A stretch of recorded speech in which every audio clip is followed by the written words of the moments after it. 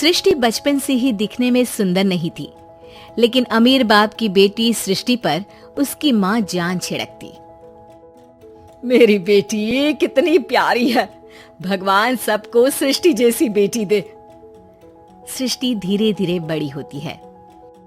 एक दिन सृष्टि की सहेली कहती है, तू दिखने में कितनी अजीब सी है, लेकिन मैं जानती हूँ हम सब में सबसे अच्छी शादी तो तेरी ही होगी। तेरे पापा अमीर जो हैं। और बता नहीं सकते यार, दहेज तो हर कोई देता है, ये क्या ज्यादा ले जाएगी अपने पति के लिए?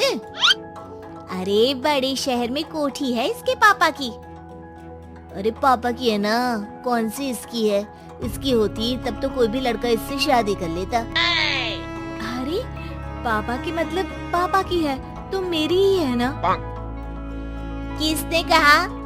अब तेरी तो तब होगी ना जब तेरा भाई ना हो। वैसे भी शादी के बाद सारी प्रॉपर्टी भाई के नाम होती है। सृष्टि समझ जाती है कि उसे किसी भी हालत में माँ बाप की सारी प्रॉपर्टी को अपने नाम करना है, लेकिन कैसे? एक दिन सृष्टि का भाई शीनू कहता है, बहन क्या कर रही है? तुझसे एक बात करनी है। अरे हाँ हाँ करना, मैं तो तेरी बहन हूँ। बहन मेरी लाइफ में ना एक लड़की है, बहुत अच्छी है। मैं सोच रहा हूँ माँ और पापा से बात करूँ शादी के लिए। सृष्टि को समझ में आ जाता है कि भाई की शादी होते ही भाभी उसे एक दिन भी घर में बर्दाश्त नहीं करेगी। क्या बात है भाई, बताना कौन है वो?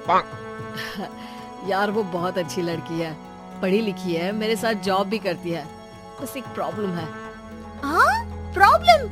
क्या प्रॉब्लम है भाई? यार वो शादीशुदा है, लेकिन उसके पति ने उसे सिर्फ इसलिए छोड़ दिया क्योंकि उसके माँ बाप दहेज नहीं दे पाए।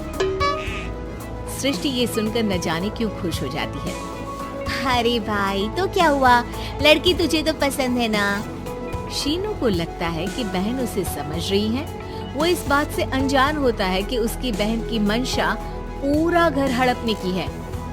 सृष्टि अपनी माँ से कहती है, मम्मी मुझे तो बहुत चिंता है, पता है शीनू क्या कर रहा है? अरे क्या कर रहा है? वो तो काम पर जाता है और वापस घर आता है। नहीं ना माँ, वो यही तो नहीं कर रहा, बाकी सब कर रहा है। आपको पता है उससे प्यार है, और वो भी एक शादीशुदा लड़की से। ये क्या हो गया? मैं सोसाइटी में क्या मुंह दिखाऊंगी? अरे तेरे पापा तो यही कहेंगे कि मैंने ही उसे बिगाड़ दिया है। माँ देखो, मेरी बात मानो, पापा पर भी विश्वास करने की जरूरत नहीं है। अब आप ही बताओ, पापा इतनी देर घर के बाहर रहते हैं क्यों? बोलो। अरे बेटा वो तो नौकरी करते हैं ना।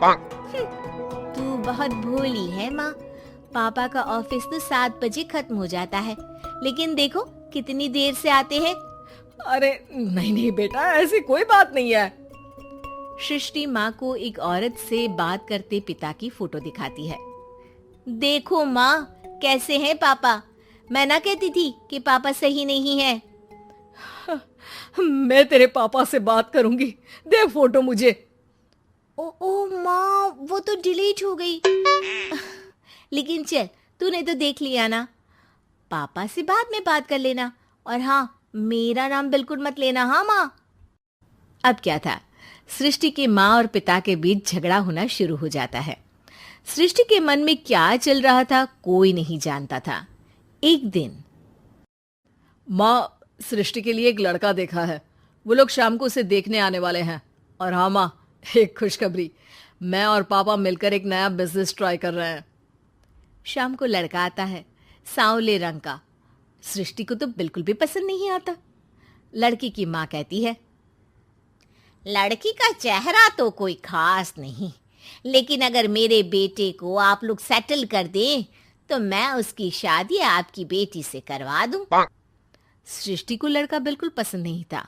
उसे भाई पर गुस्सा आ जाता है। लड़के वालों के जाने के बाद कहती है, माँ देखा शीनू मेरे लिए कैसा लड़का लेकर आया, न दिखाने लायक न सुनने लायक, सेटल भी नहीं, वो भी हम करे। अरे माँ, मैं जानती हूँ ये मेरी शादी किसी भी घर में क्यों करवाना चाहता है। अरे कैसी बात कर रही है बहन? तूने तो देखा ना, लड़के को मैंने ही मना कर दिया तुझसे शादी के लिए। जिसने लड़का बताया था उसने उसकी बहुत तारीफ की थी।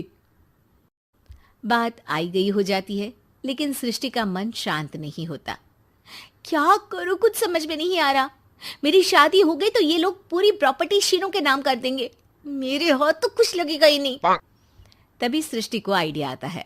वो किसी वकील को फोन करती है। जी देखिए, अगर आपके मम्मी पापा का तलाक हो जाता है तो आपके पिता की आधी प्रॉपर्टी आपकी माँ के नाम हो जाएगी। फिर उसे वो किसी को भी दे सकती है। सृष्टि अब माँ को बेटे के खिलाफ भरती है। माँ, शीनू पर नजर रखा करो। वो जिस लड़की के प्यार में है ना, वो शादीशुदा है।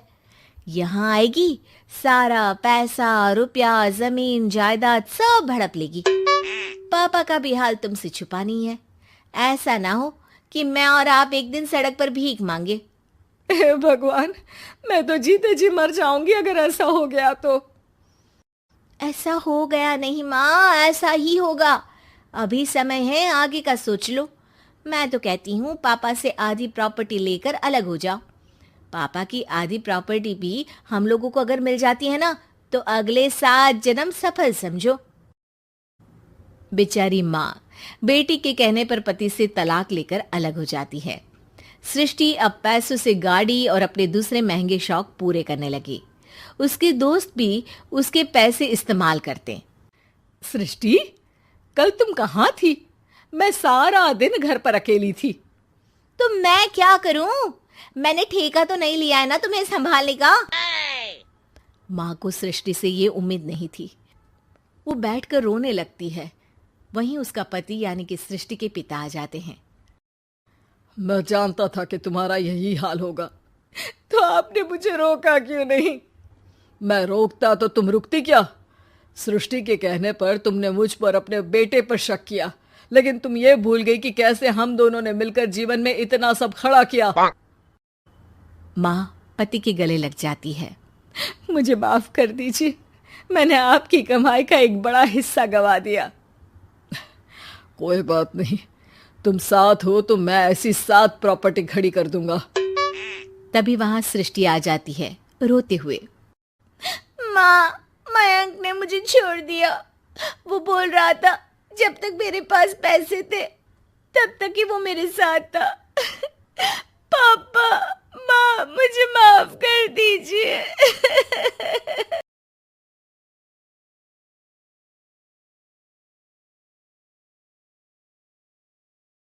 Like and subscribe.